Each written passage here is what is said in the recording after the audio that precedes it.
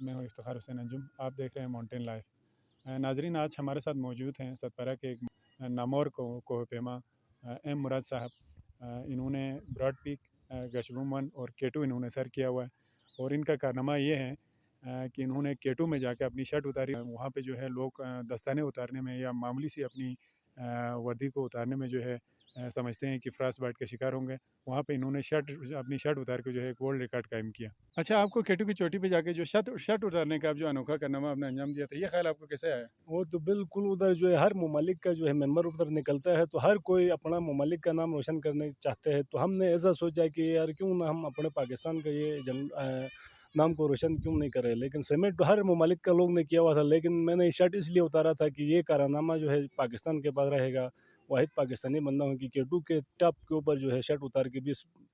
15 minute کے درمیان بیٹھنے والا پاکستانی بندہ ہوں۔ اچھا، آپ نے ماؤنٹینئرنگ کا سٹارٹ کب لیا؟ کہاں سے آپ نے شروع کیا؟ بالکل، ہم نے جو ہے پہلے تو ہم زیادہ تر یہ پاک فوج کے ساتھ رہتا تھا، انہوں کا ساتھ جو ہے ہم نے ہائیپوڈری کر کے انہوں کا ساتھ سامان اس طرح کا چیزیں ہم ڈھلائی کرتا تھا۔ اس کے بعد جو ہے 2016 سے جو ہم اس فیلڈ میں آ گئے، یہ انگریز کا فیلڈ بلتورو کا، یہ ابھی K2 ہو گیا، G1 ہو گیا، اس طرح کا فیلڈ میں جانے کا چانس 2016 سے ہمیں ملا ہے۔ کبھی آپ کو ہمارے معروف کوہ پیما حسن ستپارہ، محمد علی ستپارہ اور نثار ستپارہ کے ساتھ کام کرنے کا موقع ملا کبھی؟ بالکل جی، ہم نے حسن ستپارہ، اچھا علی رضا ستپارہ، محمد علی ستپارہ، انہوں کا بہت ایک سنمان ہے سر ہمارے کو۔ اب ہم جس طرح جا رہا ہے تو اس میں جو ہے انہوں کا کافی کچھ جو ہے ہمارے لیے سپورٹ تھا، ابھی اس دنیا میں نہیں ہے، ہم کافی کچھ انہوں کو مس کر رہے ہیں، تو انہوں کا بہت ہم لوگ کا سنمان ہے جی۔ اچھا، آپ کا اس سال کا کوئی پلان ہے جہاں پہ آپ جانا چاہ رہے ہوں؟ اس سال کی آپ کی کیا مصروفیات ہیں؟ انشاءاللہ اس سال ہم جو ہے انشاءاللہ ننگا پروت کے لیے ابھی تیاری کر رہے ہیں جی۔ اچھا، براڈ پیک پہ آپ کو جو ریسکیو مشن ہوا تھا، اس حوالے سے آپ کیا کہیں گے؟ یہ کیسے ہوا تھا؟ بالکل جی، یہ ادھر کوئی رسی کا ایشو بن کے کافی کچھ 47 لوگ جو ہے ادھر پھنس گیا تھا، کوئی اوپر سے واپسی آ رہا تھا، کوئی نیچے سے اوپر جا رہا تھا، تو انہوں کو جو ہے اوپر سے سلائڈنگ ہو کے جو ہے رسی تھا وہ کٹ کے جو ہے وہ ادھر رسی کا کوئی نام نشان نہیں تھا، تو کچھ بندے اوپر جا رہا تھا، ہم خود بھی اوپر جا رہا تھا، لیکن سب سے پیچھے ہم لوگ تھے، تو ہمیں نیچے سے اطلاع ملا کہ اوپر کوئی ممبر جو ہے پھنسے ہوئے ہے، تو کوئی رسی شسی ہے تو انہوں کا مدد کر سکتے ہیں، تو آپ لوگ جا کے وہ انہوں کو ریسکیو کرو۔ شکر ہے اللہ کا، ہم نے رسی شسی لے کے تھا، تو ہم نے وہ رسی شسی ڈال کے جو ہے نیچے والے کو اوپر کی طرح روانہ کیا، اوپر والا نیچے کو، لیکن کوئی بندے ایسے تھے، پانی کا ایشو تھا انہوں کو،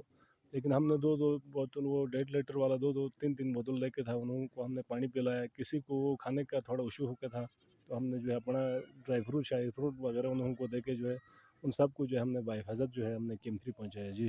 اچھا، اتنی بلندی پہ جب آپ جا رہے ہو تو آپ کے ساتھ ان سب کے لیے آپ کے پاس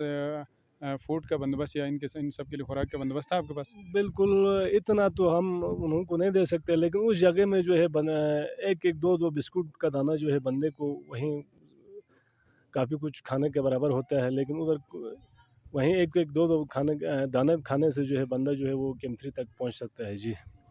اچھا، آپ انگریزوں کے ساتھ یا گوروں کے ساتھ آپ ہوتے ہیں، تو آپ کو ان کے ساتھ انگلش میں بات کرتے ہوئے یا اسپیکنگ کے لیے کوئی ایشو ہوتا ہے ان کے ساتھ بات کرتے ہوئے؟ بس ہمارا ساتھ تھوڑا ایشو تو لازمی ہے، لیکن ادھر ہمارا ساتھ اپنا کوئی لیزن افسر کا سسٹم ہے، وہ بیٹھتا ہے، تو ہمارے لیے وہ لوگ جو ہے ایک موبائل کی طرح کرلیس دیتا ہے، بعد میں جو ایشو والا بات ہوتا ہے وہ نیچے پاس ہوتا ہے، وہ ہمیں اردو میں بتاتا ہے جی۔